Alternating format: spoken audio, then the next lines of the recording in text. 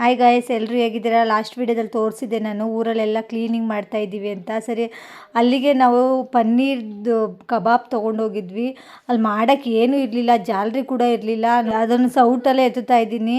ಮತ್ತು ನಾಳೆ ಬೆಳಗ್ಗೆ ನಾವು ನೀರು ಹಾಕಬೇಕಾಗಿತ್ತು. ನೀರು ಹಾಕೋಣ ಅಂತ ಹೋದ್ವಿ.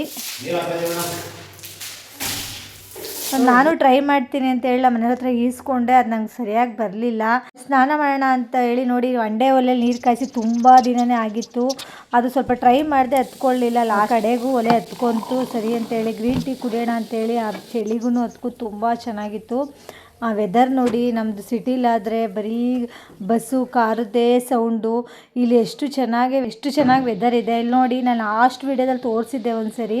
ನಮ್ಮ ತಂದೆ ಕನ್ನಡಕ ಕೊಡ್ಸೋಣ ಅಂತ ಕರ್ಕೊಂಡು ಹೋಗಿದ್ದೆ. ಅಲ್ಲ ಇಲ್ಲಿ ಕಾಣ್ತಿಲ್ವಾ? ಯಾಕೆ ಕಾಣ್ತಿಲ್ಲ? ಮೊಬೈಲಲ್ಲ. ಇಲ್ಲೊಂದು ಕಾಮಿಡಿ ಆಯಿತು. ಇಲ್ಲಿ ನೋಡಿ, ಮಾರ್ನಿಂಗ್ ಬಂದು ಕಾಯಿ ತಂದಿದ್ದು ಎಷ್ಟು ಚೆನ್ನಾಗಿ ಹಣ್ಣಾಗಿದೆ. ಇದು ನೋಡಿ, ನನ್ನ ಮಕ್ಕಳು ನಾನು ಬರೋಷ್ಟರಲ್ಲಿ ಆಗಲೇ ಜಗಳಕ್ಕೆ ತಯಾರಿ ಆಗಿದ್ರು. ಎಷ್ಟು ಜಗಳ ಮಾಡ್ತಾರೆ ಅಂದರೆ, ಇಬ್ಬರದ್ದು ಫೈಟಿಂಗ್ ನೋಡೋದೇ ಒಂದು ಖುಷಿ ನಮಗೆ.